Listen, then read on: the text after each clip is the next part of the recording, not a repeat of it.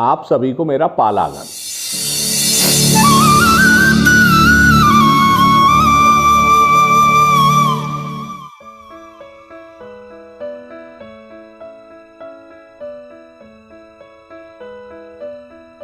अतुल चतुर्वेदी बोल रहा हूं फिरोजाबाद से। चतुर्वेदी हेरिटेज के एक और एपिसोड में आपका स्वागत है।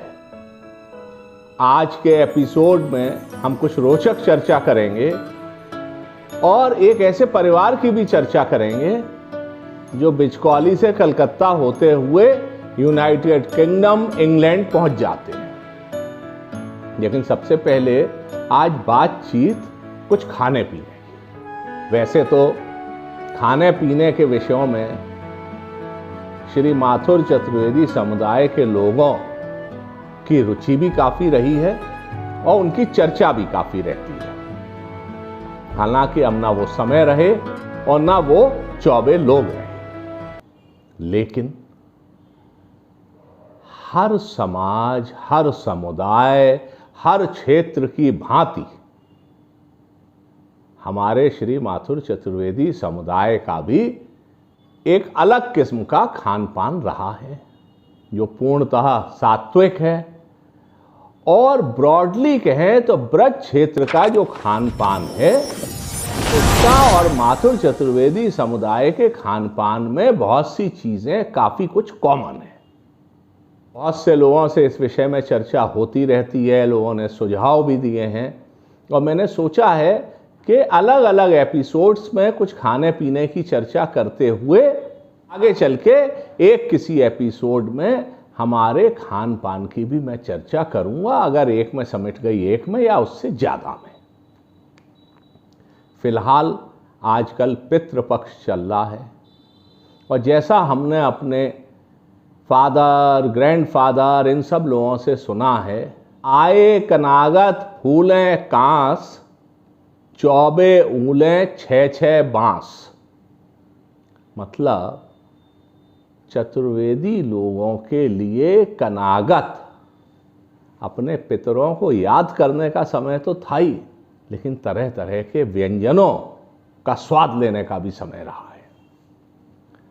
श्री माथुर चतुर्वेदी समुदाय, अगर मैं कहूँ कि जेनेटिकली ज़्यादा आध्यात्मिक है तो ये कोई बहुत अतिशयोक्ति नहीं होगी और इसमें मेरा मतलब अन्य लोगों से नहीं है, सब लोग भी हो सकते हैं, बट अपने समुदाय के बारे में मैं ये बात अपने जैसा सुनता रहा हूं उसमें कह रहा हूं।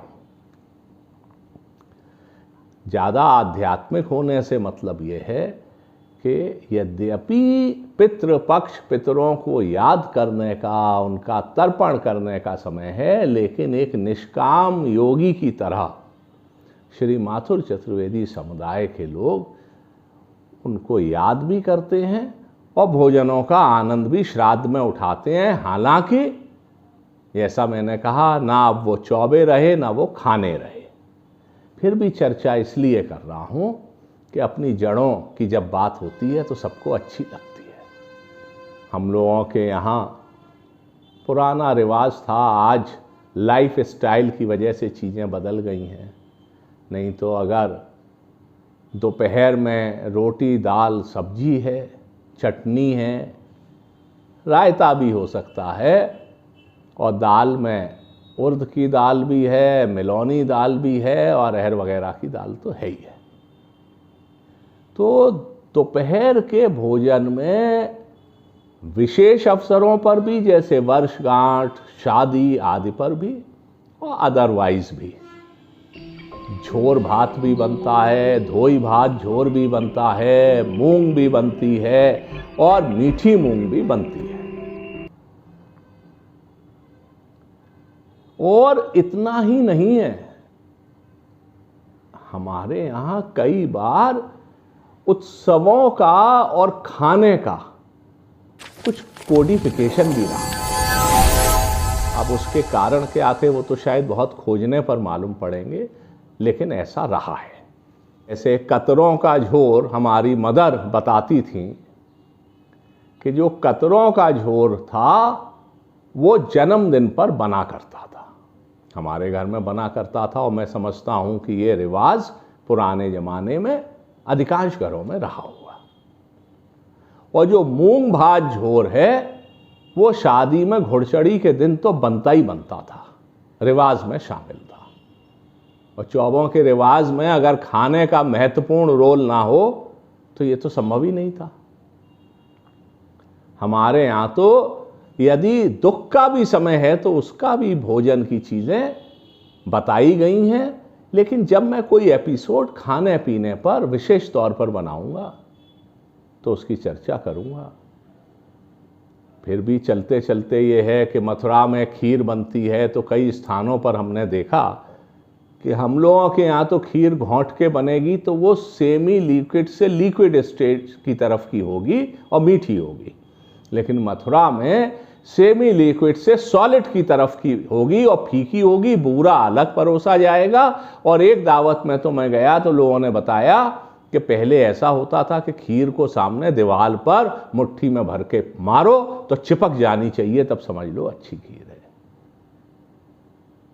मसालेदार सब्जी आलू की, आयुर्वेदिक आधार पर उसमें मसाले पड़े हुए हैं जो स्वास्थ्य के लिए भी लाभदायक हैं। शाम के पराठे और मठे की सब्जियां, ये तमाम वो यादें हैं, तमाम वो चीज़ें हैं जो हमारे कल्चरल हेरिटेज में शामिल हैं। मैं इन एपिसोड्स में इस किस्म की बातों की चर्चा इसलिए भी करता हूँ कि चाहे आप देश में हों चाहे विदेश में हों, लेकिन और कुछ नहीं तो जब इन भोजन की चीज़ों की चर्चा होगी, हमारे समाज की अन्य बातों की चर्चा होगी, तो एक खुशनुमा एहसास तो आप चाहे अमेरिका में बैठे हैं, चाहे इंग्लैंड में बैठे हैं, चाहे कतर में बैठे हैं, चाहे ओमान में बैठे हैं, चाहे दुबई में बैठे हैं, या मथुरा से लेकर कलकत्ता, मुंबई, फिरोजाबाद, लखनऊ, नोएडा कहीं भी बैठे हुए हैं, आपको एक खुशनुमा अंदर से एहसास होगा कि हाँ, हम लोगों का खान पान ऐसा था। खान पान पर विस्तार से चर्चा करेंगे अगले किसी एपिसोड में। अब मैं आपको बताता हूं एक ऐसे महानुभाव के विषय में जिन्होंने मुझसे कोविड के पहले अपनी जानकारी भेज के संपर्क किया था, लेकिन जैसा मैं पिछले एपिसोड्स में भी बता चुका हूं कि कोविड की वजह से हम लोग उस चर्चा को आगे जारी नहीं रख पाए और दोबारा शुरू की है। मैं बात कर रहा हूं वो बिचकौली बाह जिला आगरा के श्री भूदेव चतुर्वेदी और उनकी पत्नी श्रीमती बीना चतुर्वेदी जो कि मैनपुरी की हैं, उनके पुत्र श्री राजीव चतुर्वेदी की। राजीव चतुर्वेदी जी ने कोलकाता में यूनिवर्सिटी से बीएससी किया, इंजीनियरिंग की और आईटी के इंजीनियर होके आगे के लिए इनको काम मिलता है दिल्ली में, नोएडा में, और ये कोलकाता से शिफ्ट कर जाते हैं दिल्ली नोएडा। वहाँ पर इनको काम के सिलसिले में इंग्लैंड भेजा जाता है। सबसे पहले 2006 में कोई प्रोजेक्ट था जिसके लिए ये इंग्लैंड गए, प्रोजेक्ट में काम किया, उस सिलसिले में बार बार इनका हिंदुस्तान इंग्लैंड आना जाना हुआ। धीरे धीरे ये इंग्लैंड पहुंच गए और इंग्लैंड में 2011 में इन्होंने वहां की नागरिकता भी ले ली। इनके भाई संदीप चतुर्वेदी जी कोलकाता में ही अपने पिताजी के साथ अपना पारिवारिक कारोबार करते हैं, इलेक्ट्रिक वाला। वर्तमान में राजीव चतुर्वेदी जी सॉल्यूशन आर्किटेक्ट हैं आईटी प्रोजेक्ट्स के। 2011 में इंग्लैंड की, यूनाइटेड किंगडम की नागरिकता लेके रीडिंग शहर में इन्होंने अपना घर बना लिया। उसके पहले जैसा मैंने बताया कि नोएडा में, दिल्ली में, मल्टीनेशनल में काम किया, नोएडा, ग्रेटर नोएडा में भी घर बनाया इन्होंने, इनके पिताजी, भाई वगैरह ने। और ये इनकी पत्नी श्रीमती पूनम चतुर्वेदी जी जो कि हैं कलकत्ता की ही, बट ओरिजिनली उनके माता पिता होलीपुरा के। पूनम चतुर्वेदी जी होलीपुरा के मूल निवासी, फिर कलकत्ता पहुंच गए। श्रीमंतोष चतुर्वेदी जी और श्रीमती नीता चतुर्वेदी जी की पुत्री हैं। इन लोगों के 3 पुत्र हैं, अनुज, आदित्य, अभय, और तीनों इंग्लैंड में ही सेटल्ड हैं। अब ये परिवार वहीं रीडिंग में रहता है। जब मैं दोबारा ये सीरीज शुरू कर रहा था तो राजीव चतुर्वेदी जी से मैंने दोबारा संपर्क किया, क्योंकि पुराना जो मेरे पास जानकारी थी वो कोविड टाइम में बहुत सी जानकारियाँ अस्त व्यस्त हो गई हैं, और इसीलिए मैं आप सबसे अनुरोध करता हूँ कि ये जानकारियाँ आप मुझे भेजिए। आप जानकारी भेजेंगे तभी मैं आपके सम्मुख इन्हें फिर से प्रस्तुत कर पाऊँगा। तो राजीव चतुर्वेदी जी ने मुझे जानकारी भेजी। इन्होंने ये भी बताया कि बिचकौली बाह में अभी भी इन लोगों के परिवार के खेत हैं, और जो बाह का पोस्ट ऑफिस है वो बिल्डिंग में, इनकी ही बिल्डिंग में किराए पर है। मैंने इनसे पूछा कि हिंदुस्तान की याद आती है कुछ है, तो उन्होंने कहा नहीं, हम फ्रीक्वेंटली आते हैं, यहाँ के लोगों से संपर्क है, यहाँ परिवारीजन रहते हैं। इनकी बहन अनुराधा और उनके पति जयेंद्र जी ग्वालियर में हैं। जब ये हिंदुस्तान आते हैं तो अपने बहन और उनके पति, जो मैंने बताया देवास ग्वालियर में हैं, उनको विज़िट करते हैं। बाह बिचकौली भी जाते हैं, नोएडा, ग्रेटर नोएडा भी जाते हैं, कोलकाता तो जाते ही हैं, होलीपुरा भी जाते हैं। मेरा कहने का मतलब ये है कि अपनी जड़ों से संपर्क बनाए रखा है। और अच्छी बात यह है कि हमारे श्री माथुर चतुर्वेदी समुदाय के लोग, जो एक ज़माने में मथुरा में सीमित थे, फिर भदावर क्षेत्र में निकले, यानी मथुरांत में निकले, भदावर में निकलते हैं, गंगा यमुना के बीच में भी बस्ती होती हैं, यमुना और चंबल के बीच में भी बस्ती होती हैं। बढ़ते बढ़ते जब बिज़नेस का हब और हिंदुस्तान चलाने का हब कलकत्ता था, जिसको अब कोलकाता कहते हैं, वहाँ पहुँच गए। वहाँ पहुँच के भी नाम किया, और अभी भी वहाँ पर श्री माथुर चतुर्वेदी समुदाय के बहुत लोग कोलकाता में रहते हैं, और अपने अपने तरीके से समाज में अपनी पहचान भी बनाई है, और अपने अपने क्षेत्र में अच्छा योगदान दे रहे हैं। बाकी तो हम जानते ही हैं, मुंबई, दिल्ली, नोएडा, लखनऊ, ये सब और छोटे शहर भी हैं, फिरोज़ाबाद, मैनपुरी, होलीपुरा, चंदरपुर, सभी स्थानों पर, नाटोली, इन सब जगहों पर चतुर्वेदी समुदाय के लोग रहे हैं, और अभी भी कहीं ना कहीं कनेक्ट बना हुआ है। ये हमारी प्रोग्रेसिव जो सोसाइटी है उसका परिचय है कि आज जब ग्लोबलाइज वर्ल्ड है, तो ग्लोबलाइज वर्ल्ड में अगर कहीं भारत की उपस्थिति है तो उस देश में आपको अधिकांश जगहों पर, मतलब अधिकांश देशों में, श्री माथुर चतुर्वेदी समुदाय के लोगों की भी उपस्थिति दर्ज हुई दिख जाएगी। और ये लोग वहां पर जाकर कहीं ना कहीं एक सकारात्मक तरीके से अपना अच्छा योगदान दे रहे हैं। और जब आप कहीं सकारात्मक तरीके से योगदान देते हैं तो आप सिर्फ अपने परिवार का नाम नहीं करते, अपने समाज का नाम करते हैं, अपने शहर, देश, प्रदेश, सबका नाम करते हैं। तो हमारे लिए ये प्रसन्नता का भी विषय है कि हिंदुस्तान से बाहर जाकर भी श्री माथुर चतुर्वेदी समुदाय के लोग अपनी एक अच्छी पहचान बना रहे हैं। मैं यहाँ आप लोगों को ये बातचीत रोक के फिर से एक बार अपील करना चाहूँगा। नंबर 1, कि भारत के बाहर अन्य देशों में जो श्री माथुर चतुर्वेदी समुदाय के लोग रह रहे हैं, आप लोग मुझे जानकारी भेजिए, तो मैं अपनी इस सीरीज में शामिल करूँगा।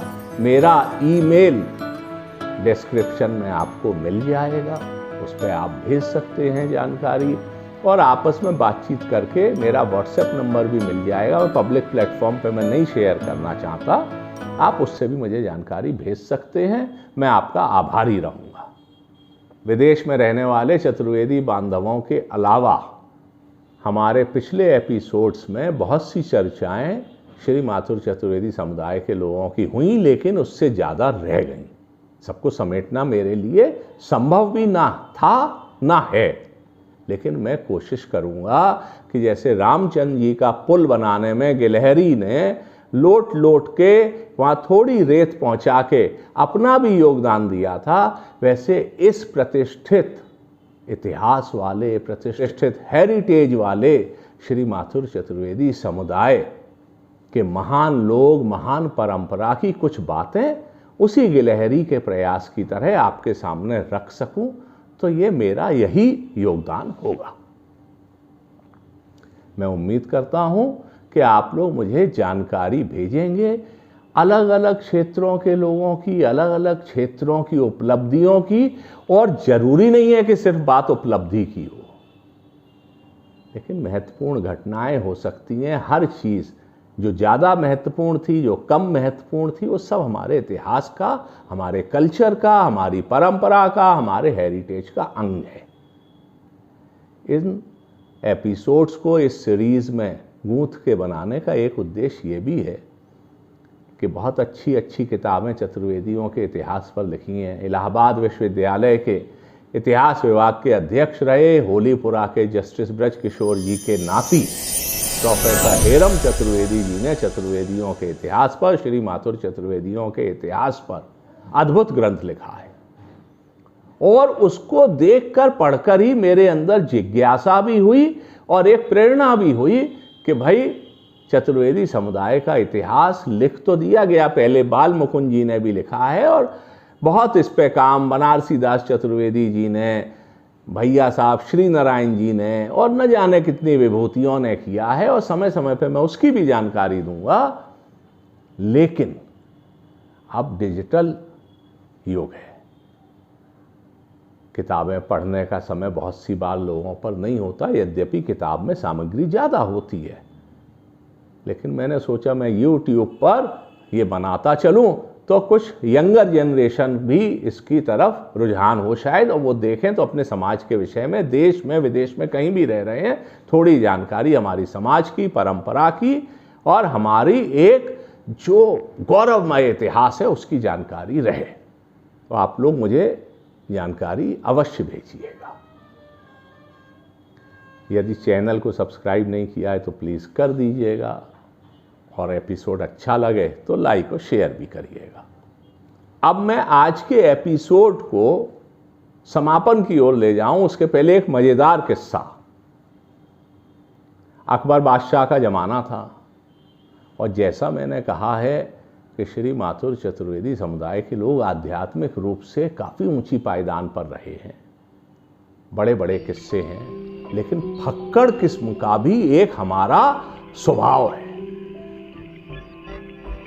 आमतौर पर जो मैंने जितना जाना समझा है, श्री माथुर चतुर्वेदी समुदाय के लोगों को बहुत ज़्यादा लालच में नहीं लिया जा सकता, बहुत ज़्यादा बरगलाया नहीं जा सकता, और उनमें कहीं ना कहीं एक फक्कड़ी मौजूद रहती है, एक अपना मस्त मौलापन मौजूद रहता है। और चूंकि बहुत ज़्यादा किसी चीज़ की इच्छा आकांक्षा अनैतिक किस्म की नहीं है, सामान्य होने में बुराई नहीं है, तो बहुत ज़्यादा किसी की एक लिमिट से ज़्यादा शालीनता तो ठीक है, लेकिन बहुत ज़्यादा परवाह भी वैसी नहीं करते थे। चतुर्वेदी समुदाय के लोगों के चारित्रिक मजबूती का भी चर्चा इतना प्रसिद्ध रहा है कि मथुरा में अपने गुरुओं के यहाँ आकर जो उनके जजमान होते थे, वो अपने परिवारों को भी भेज देते थे और निश्चिंत रहते थे, क्योंकि श्री माथुर चतुर्वेदी समुदाय के लोगों में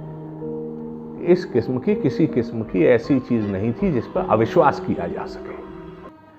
तो एक श्री भगवान गुरु थे, ऐसा मैंने चतुर्वेदियों के इतिहास के जब मैं पन्ने खंगालता हूँ तो मज़ेदार किस्से मिल जाते हैं, तो मैंने पढ़ा, बाल मुकुंद जी ने लिखा है, उसको मैं दोहरा रहा हूँ।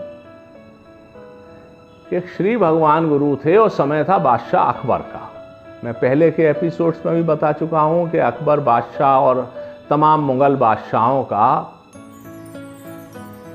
श्री माथुर चतुर्वेदी समुदाय और मथुरा से अच्छा संपर्क रहा है, और बुरे अनुभव भी रहे हैं।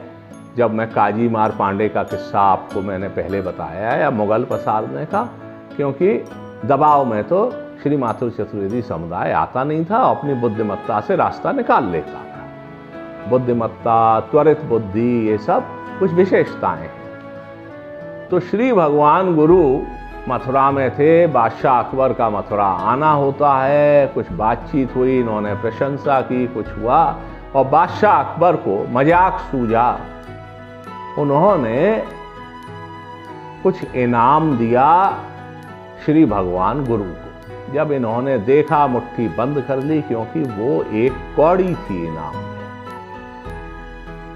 अब ये जब बाहर निकलते हैं और लोगों ने पूछना शुरू किया कि बादशाह ने क्या दिया, क्या दिया, इन्हें क्या दिया, क्या दिया, इनाम दिया, बादशाह ने दिया है, तो इन्होंने मुट्ठी बंद रखी, मुट्ठी खोली नहीं। इन्होंने अंदाज लगाओ क्या दिया, अंदाज लगाओगे तो इसमें से तुम्हें भी कुछ मिलेगा।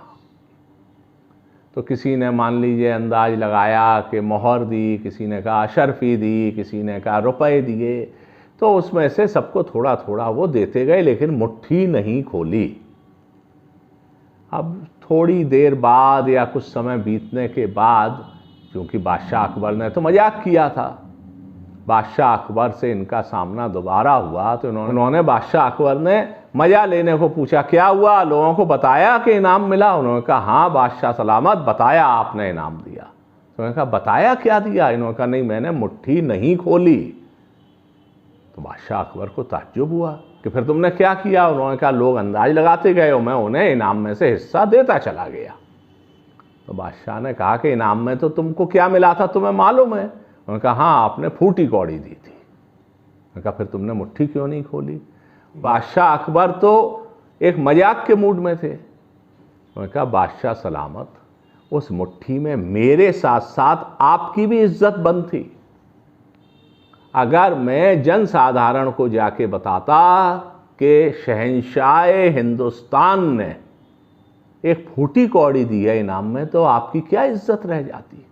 कि इस बुद्धिमत्तापूर्ण जवाब को सुनकर बादशाह अकबर बहुत प्रसन्न हुआ और उसने जितना इन्होंने बांटा था उससे बहुत ज़्यादा इनाम उनको दिया और बहुत प्रसन्न हुआ। ऐसे किस्से हैं, किंवदंतियाँ हैं जो हमारे समाज के प्राचीन गौरव, बुद्धिमत्ता और अनुभवों को बताती हैं। आप सबसे शेयर करने का, जैसे मैंने कहा कि मुझे अच्छा भी लगता है और शायद आपको भी अच्छा लगता होगा। आपको अच्छा इस पे मुझे मालूम पड़ेगा लगता है जब मैं कमेंट के रूप में या कम्युनिकेशन के रूप में आपसे सुनूंगा, तो मेरा भी उत्साह बढ़ेगा। मैं उम्मीद करता हूं कि आज का ये एपिसोड आपको पसंद आया होगा।